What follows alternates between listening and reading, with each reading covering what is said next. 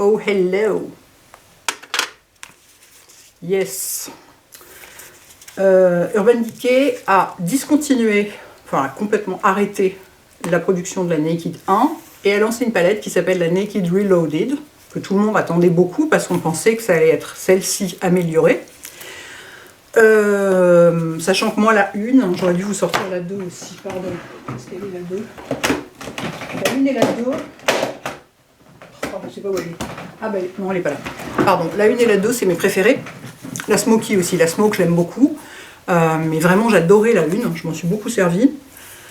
Donc voilà, voilà la 1 qui a je ne sais plus combien d'années, mais enfin ça fait un moment qu'elle existe. Il y a des fards que j'ai bien creusés, parce qu'il y a vraiment des fards mais que j'adore complètement. Sin, le plus beau highlighter de coin interne qu'on ait jamais inventé. Sidecar, merveille. Smog, sublime. Dark Horse, un brun mais à tomber par terre. Et puis un noir, indispensable je trouve pour le liner ou pour faire un smoky. Le gunmetal aussi, le plus beau gris gunmetal que j'ai jamais vu. Enfin bon, vraiment j'adore cette palette. Donc je me demandais ce qu'ils allaient faire. Je pensais qu'ils allaient changer le packaging parce que cette espèce de truc en velours, c'est clair que c'est pas pratique, ça prend la poussière, ça s'abîme vite, c'est pas génial. Et peut-être changer les premiers fards, ça c'est vraiment la première palette c'est la première palette Urban Decay je pense. Et les fards étaient très poudreux, c'est-à-dire il y avait des chutes. C'était la seule chose qu'on pouvait leur reprocher parce qu'à part ça, en tenue et en pigmentation et en qualité de couleur, c'est, moi je dis toujours, le meilleur rapport qualité-prix en fard à paupières chez Sephora, c'est Urban Decay.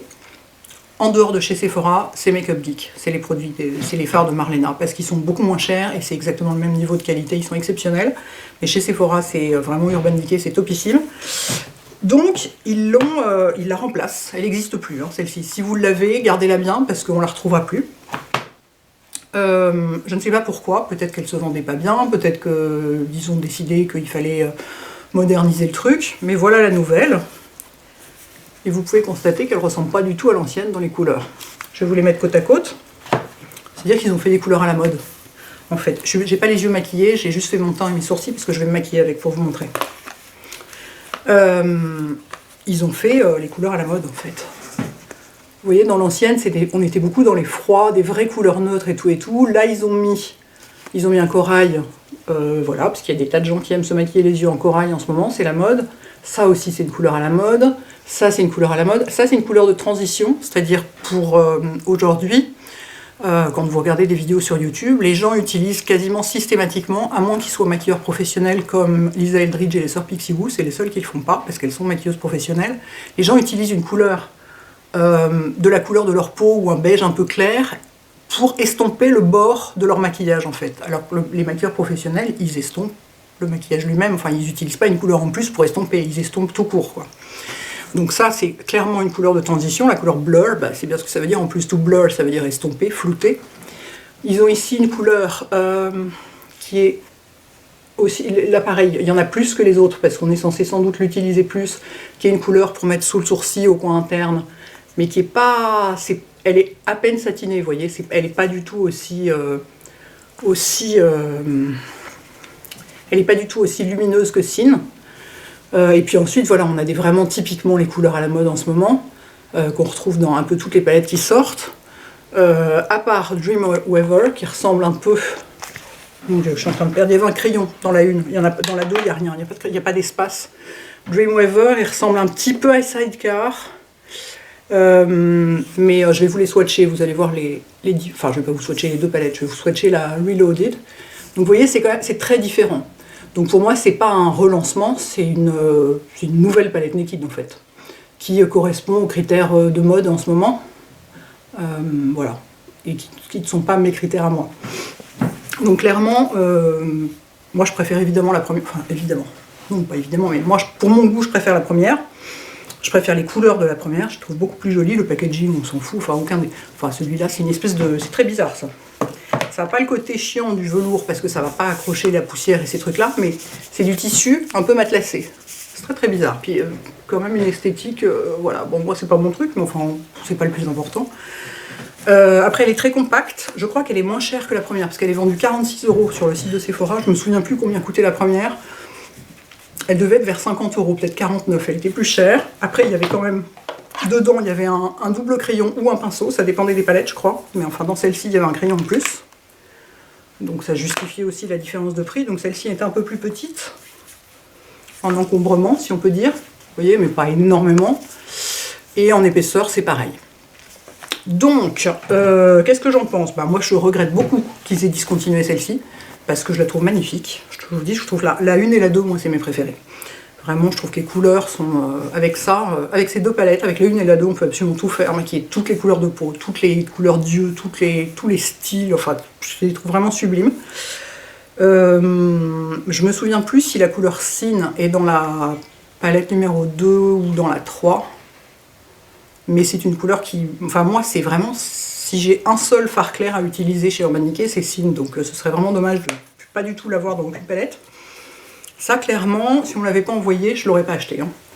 Elle est très bien. Hein. Je veux dire, quand on aime ces trucs-là, elle est très bien équilibrée. Il y a des clairs, il y a des foncés, il y a des irisés, il y a des pailletés, il y a des mats, il y a absolument de tout. Si on aime ces couleurs-là, elle est tout à fait réussie. Moi, il se trouve que moi, c'est pas du tout mon goût. Je porte pas ces couleurs-là. Donc, forcément, c'est pas... Elle me plaît moins, quoi. Mais ça reste du Urban Decay, donc très bonne qualité. Alors, j'ai essayé, je sais que les fards tiennent aussi bien que d'habitude, parce que j'ai essayé d'en mettre sur toute la paupière, juste pour voir si c'est en mettant comme ça, sur une seule couleur sur toute la paupière, on voit si ça plisse ici. Et ça plisse pas plus que les autres, ça, ils ont une super tenue, super pigmentation, super tenue. Là, je vais me faire un petit make-up simple avec, pour vous montrer ce que moi je peux faire avec, sachant qu'il y a quand même peu de couleurs qui me correspondent. Je vais commencer par vous swatcher les couleurs. Donc la première s'appelle Bribe. C'est un... Vous voyez, c'est un blanc chair, à peine satiné, que moi j'utiliserai pas pour faire... En fait, c'est une couleur à mettre sur toute la paupière.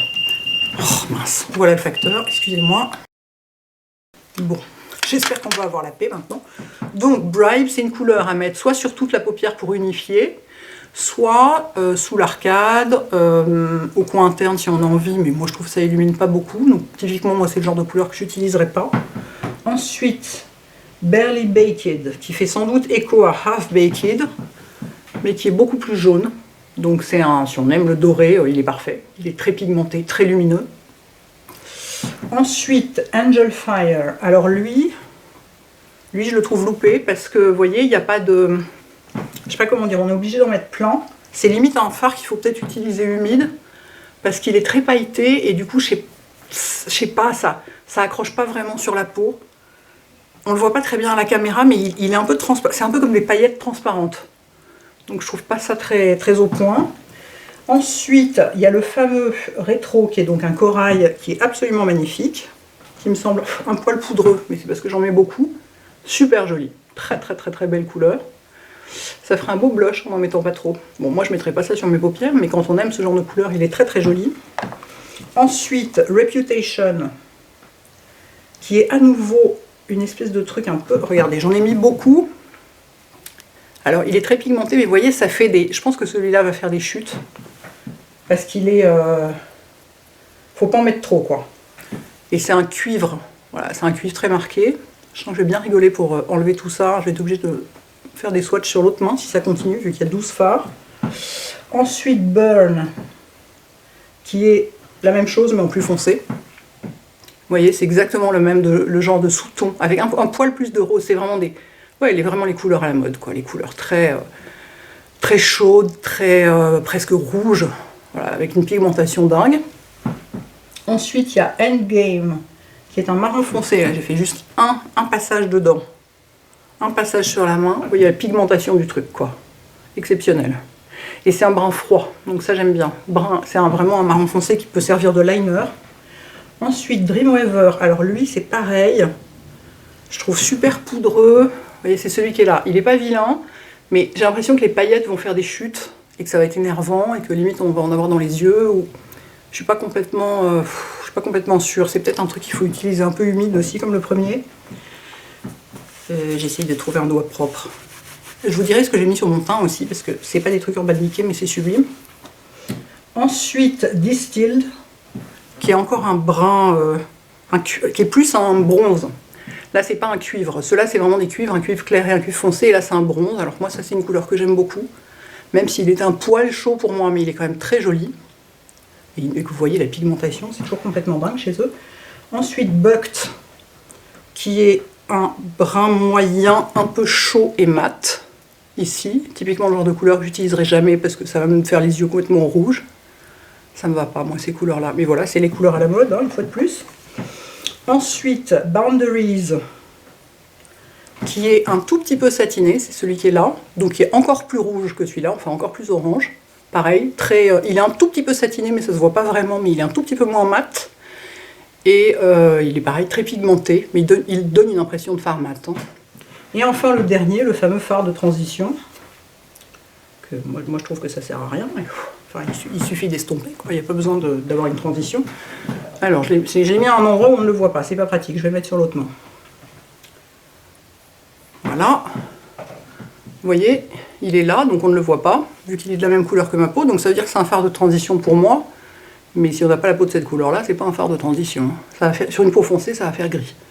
Donc, je vous dis, moi, déjà, l'idée du fard de transition en soi, moi, ça me parle pas du tout. Parce que moi, j'ai appris à me maquiller avec Lisa Eldridge et les sœurs Pixiou et tout. Donc, on estompe le bord, quoi. On n'utilise pas un autre fard. Mais bon, bref, c'est des manières de faire qui sont différentes. Et du coup, moi, ça me parle pas. Et je pense qu'effectivement, c'est un fard de transition pour les peaux très claires. À part ça, donc... Ah, j'ai réussi à tout enlever. J'ai les mains propres. À part ça, voilà, je vous les ai tous swatchés. Donc, vous voyez que c'est quand même, globalement, pas des couleurs qui me correspondent. C'est pas des couleurs que moi je porte. Hein. Moi, je porte des couleurs beaucoup plus... Ici, on a des couleurs vachement froides, quoi. Encore que, ça, c'est la Naked 1. La Naked 2 est beaucoup plus froide en réalité. Mais ici, on a quand même déjà pas mal de couleurs froides. On les voit, elles sont là, là. Il y en a pas mal, quoi. Donc ici, ouais, c'est pas mon goût habituel. Je vais quand même essayer de me maquiller avec. Donc, comme je vous disais, je trouve que l'image est un peu brûlée. J'espère que ça va fonctionner. Alors, il faut que je descende le truc pour que vous voyez.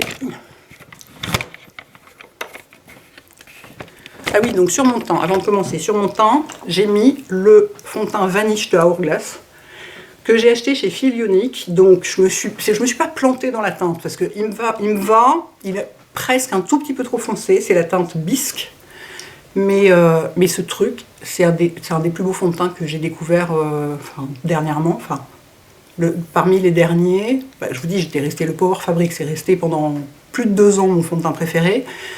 Le fond de teint en stick d'Yves Saint Laurent, je l'adore, il est sorti à l'automne, et là je découvre celui-là, mais il fait une peau absolument sublime, il a une couvrance folle, moi j'en mets genre une demi-pompe, j'ai essayé d'en mettre même une pompe, c'était déjà trop. Il fait une peau en plastique parfaite, sublime, il est magnifique ce fond de teint. Je l'ai acheté chez Feel Unique. Je suis pas sûre, je sais que Hourglass a certains produits qui sont vendus en ligne chez Sephora, pas dans les magasins mais en ligne. Je sais pas, je vérifierai s'ils le vendent ou pas. Mais alors, si vous voulez une couvrance totale et une peau absolument magnifique, vraiment, il est sublime. En anti-cerne, j'ai le Shape Tape. Ma poudre, c'est celle de By Terry. Je commence quand même à... Hein, ça fait presque 2 ans que je l'ai. Je commence à descendre le truc. J'ai mis le Neo Nude Fusion en clair. Cette fois-ci, j'en ai 2. J'en ai une foncée et une claire, comme vous savez, ou pas. J'ai mis la numéro 3, Neo Nude Fusion d'Armani, parce que comme mon fond de teint est assez foncé, j'ai rééquilibré en mettant, vous voyez, la couleur la plus claire. J'ai mis le blush, alors lui, ça fait genre 2 mois que je le porte non-stop. Le Nars Erdem, c'est le Love Me ou le Love Me Not? C'est le Love Me Not, qui a presque l'air d'un highlighter, vu comme ça, mais non, vous voyez. Il est vraiment, sur moi, il marche hyper bien, c'est un rose frais magnifique. Et en highlighter, ah oui, j'ai des tonnes de trucs sur la figure. Je me suis bien amusée. En highlighter, j'ai mon highlighter préféré, qui est le Laura Mercier. Alors là, c'est une taille voyage, qui s'appelle, bizarrement, on n'a jamais su pourquoi, il s'appelle Matte Poudre Compact Radiance Matte. C'est pas matte, c'est du highlighter. Et c'est la couleur 01, c'est la couleur la plus claire. Vous voyez, c'est un petit truc de voyage. On est d'accord, c'est pas matte. Hein. Et alors moi, c'est ce truc-là, en highlighter ici et au coin de l'œil, j'adore. Voilà ce que j'ai sur la figure. Et du crayon à sourcils, qui est toujours le... C'est qui? Oui, c'est toujours le Maybelline que je trouve vachement bien. Donc, attaquons maintenant les yeux. Je vais utiliser pour ça mes 3 pinceaux. En fait, quand je me maquille les yeux, je me maquille plus qu'avec ça. C'est mes 3 pinceaux Marc Jacobs. Il y a un pinceau, comment il s'appelle? Il y en a un qui s'appelle The Shadow, il y en a un qui est c'est un pinceau plat qui fait, voilà, paupières supérieures. The Smudge, qui est la même chose en tout petit.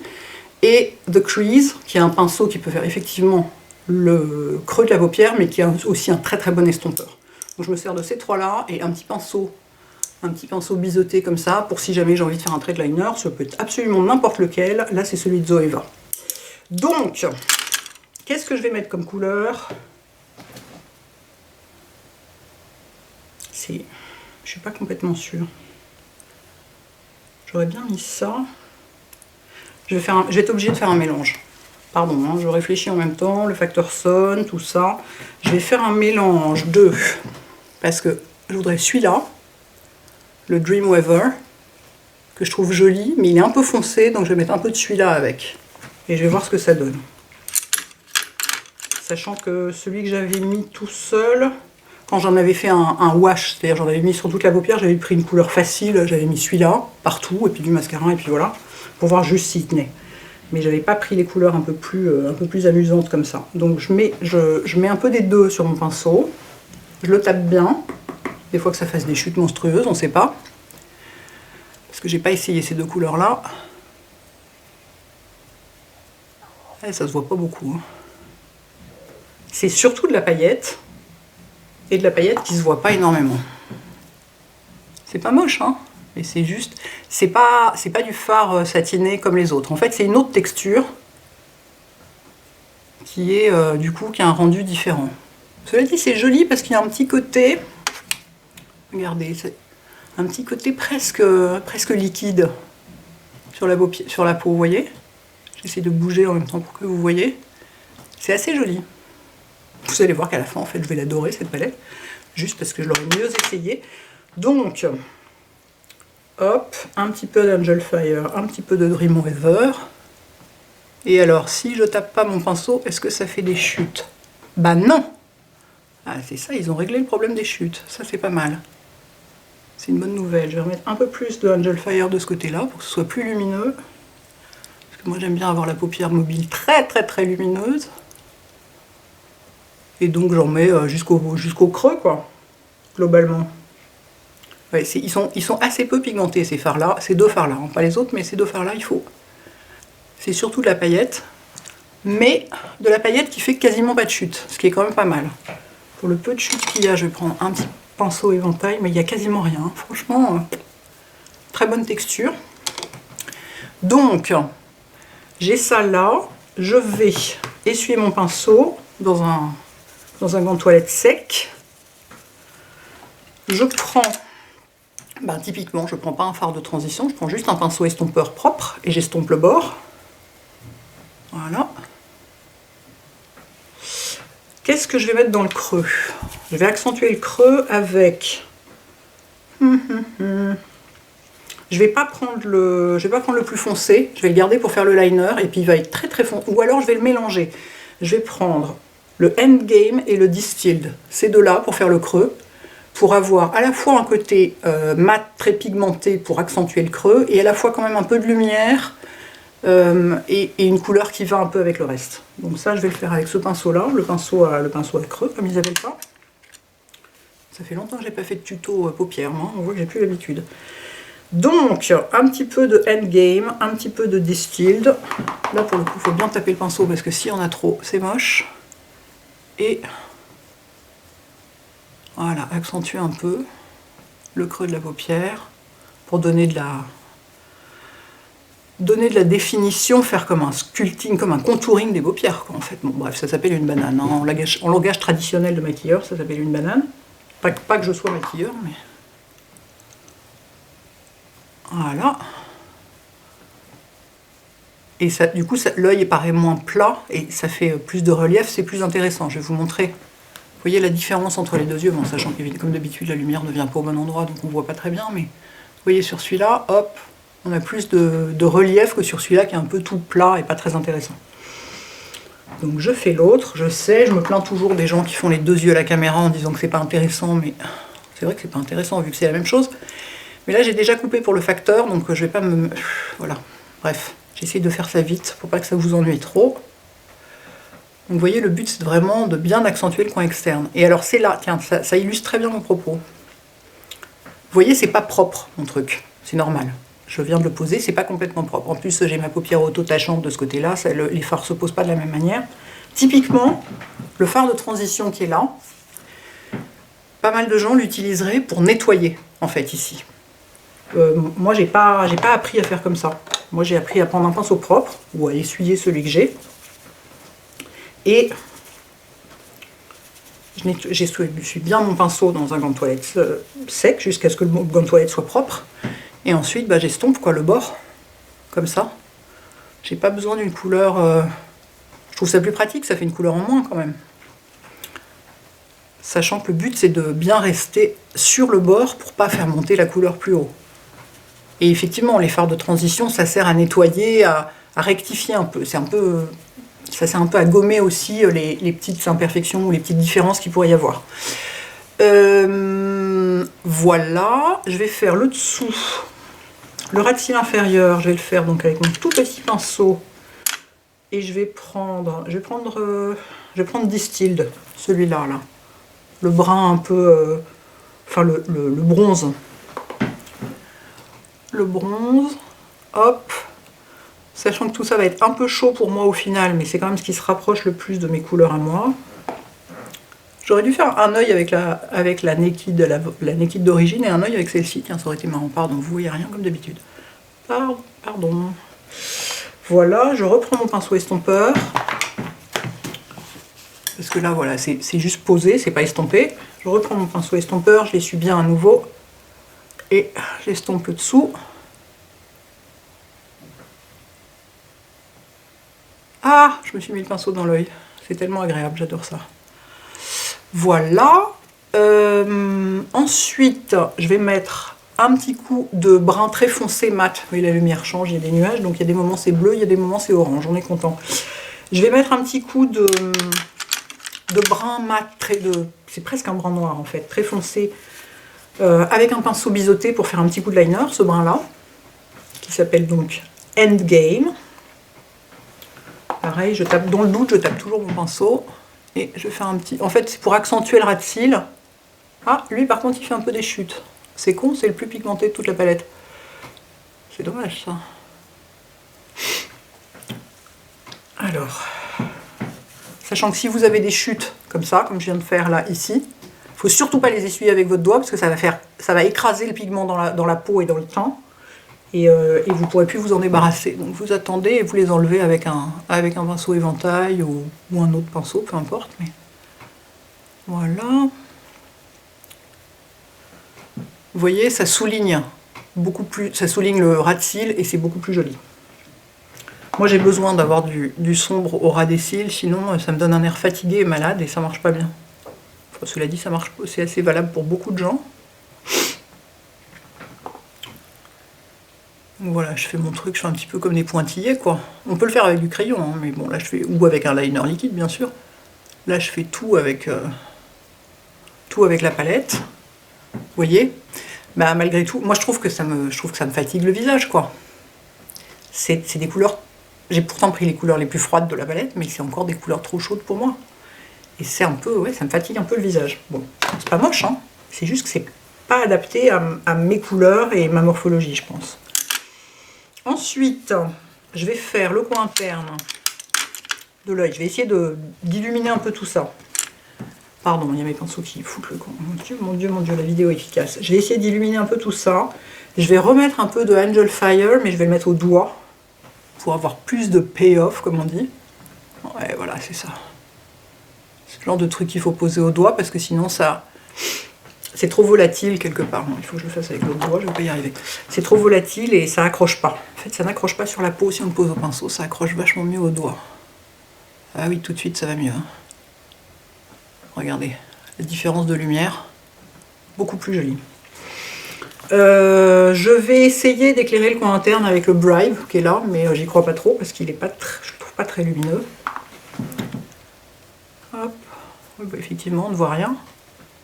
Il est exactement de la même couleur que ma peau, donc on ne voit rien.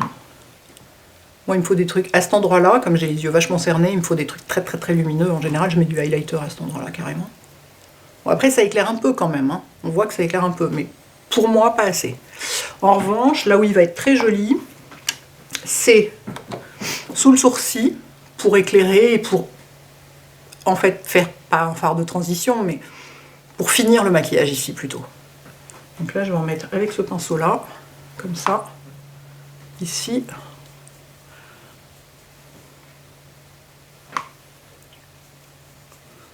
Et il est joli comme ça. Vous voyez, il a un côté... il est satiné. Il n'est pas irisé, mais il est satiné. Et c'est très joli. Mon maquillage n'est pas symétrique à cause de ma paupière auto-tachante. Ici, il y a un endroit ici où ça ne prend pas le fard. Donc voilà, donc ça n'est jamais complètement symétrique. Non, pour cet usage-là, il est très joli celui-là. Il fait écho à mon highlighter de la joue. C'est très joli. Bon, voilà ce que moi je peux faire avec ça. Je vais vous zoom in pour que vous voyez mieux. Je vais mettre du mascara aussi, parce qu'en général, quand même, ça change tout. Hein. Sans mascara, tout le monde est moche, si j'ose dire. Donc, les couleurs sont très jolies. Cette palette est très réussie, hein. Je ne conteste pas du tout ça. Simplement, moi, je trouve ça très dommage d'avoir supprimé la première. Ils auraient pu... enfin, après, peut-être qu'ils ne la vendaient plus, parce qu'elle existe depuis tellement longtemps et tout le monde l'a. Peut-être qu'ils ne la vendaient plus, et que donc ça ne servait à rien de la garder. Mais ils auraient pu juste lancer celle-ci en plus. Je suis sûre que les gens l'auraient acheté, parce que les Naked, ça marche toujours. Donc...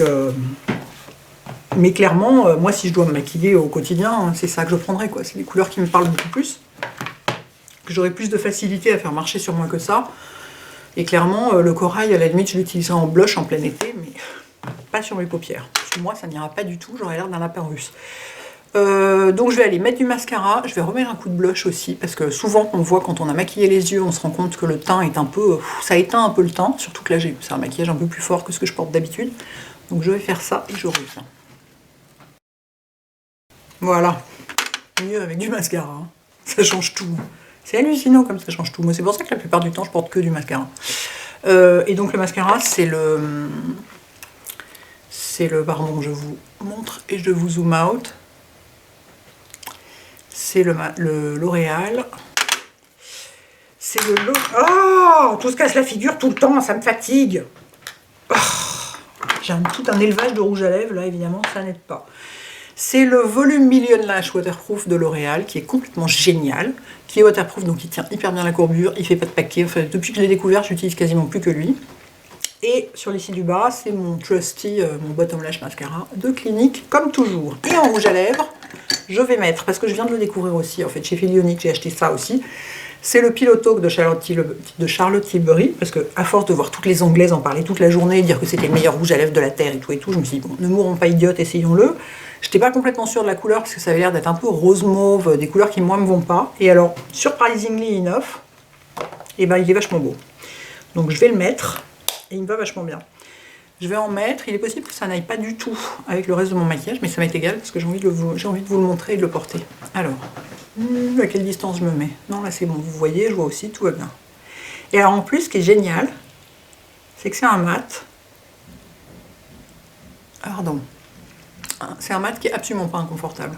Je dirais, pour moi, c'est plus une texture velours que mat. Et je mets du baume à lèvres dessous, mais j'ai pas besoin d'en remettre par-dessus. Il tient vachement bien et il s'estompe de façon très très uniforme, c'est-à-dire vous ne retrouvez pas avec un trait au bord et rien au milieu. Toute la lèvre s'estompe en même temps. Je sais pas comment c'est foutu, il est hyper bien foutu et j'adore cette couleur parce que ouais, normalement je porte pas de rouge à lèvres rose parce que ça me va pas, mais alors celui-là il est hyper réussi, vraiment, mais hyper réussi quoi. Vous voulez que je vous zoom in encore? Que je vous zoome plein de fois pour que vous voyez bien. Vous voyez comme la couleur est jolie? C'est du bois de rose. Ah oui, mais quand je me rapproche trop, après ça devient plus lumineux, c'est embêtant. C'est du bois de rose, mais pas... Enfin, il n'a pas le côté mauve que je craignais, et il est d'un confort, et il est hyper bien foutu. Je pense que je vais me renseigner sur les autres couleurs du... c'est quoi? C'est le Matte Revolution chez Charlotte Tilbury, et voir ce qui pourrait me convenir. Donc clairement, il m'aurait fallu plus un truc pêche et plus lumineux, parce que le maquillage de mes yeux m'accentue un peu les cernes. Vous savez, c'est quand on a l'impression que le maquillage des yeux, le fard à paupières se reflète dans les cernes. Bah, ce genre de maquillage, sur moi, ça fait un peu ça. Donc ça me fatigue un peu le regard. Il m'aurait fallu plus un truc comme le Givenchy, qui est beaucoup plus pêche, beaucoup plus... Regardez, je vous montre sur la main par rapport au Charlotte Tilbury. Le Givenchy beige plume que je porte tout le temps. Qui aurait vachement plus éclairé. Vous voyez, ça c'est le Charlotte Tilbury, ça c'est le Givenchy. Ça aurait beaucoup plus éclairé mon teint. Mais j'avais envie de vous montrer celui-là en action, parce que c'est pareil, je viens de l'acheter, donc je suis enchantée, j'arrête pas de le porter. Bref, voilà. Laissez-moi remonter ça. C'est vachement dur. La technologie est contre moi aujourd'hui. La technologie est le facteur. Enfin, je me plains pas, parce que le facteur m'a apporté les jeans Top Shop que j'avais commandés, donc je suis assez enchantée. Bref, celle-ci restera mon premier amour, sans aucun doute. J'adore les couleurs. Certes, elle fait des chutes, plus que celle-ci, mais il y a quand même quelques fards dans celle-ci qui font des chutes. Mais les couleurs sont sublimes et me correspondent beaucoup plus. Celle-ci est d'excellente qualité, c'est du Urban Decay, il n'y a pas de doute. Si on aime, voilà, donc les couleurs plus à la mode en ce moment, si on aime ces couleurs-là, elle est très bien, elle est parfaite, on peut tout à fait y aller. Moi, c'est moins mon style, et je pense que je vais la donner à la fille d'une amie qui adore le maquillage et qui sera sans doute assez ravie de l'essayer. Voilà, mais elle est très bien. C'est juste que moi, c'est pas mes couleurs, en fait, c'est surtout ça. Après, le packaging, je m'en fous un peu. C'est pas, pour moi, ce qu'il y a dedans est le plus important. Mais voilà, écoutez, dites-moi si vous avez craqué, si vous avez l'intention de craquer, si vous demandiez si vous alliez craquer, enfin bref, où est-ce que vous en êtes avec vos naked, tout ça, ce que vous en pensez, parce que c'est souvent quand on se pose des questions, ça aide un peu de les voir en action, quoi, un petit peu. Voilà les enfants, bon dimanche, ciao.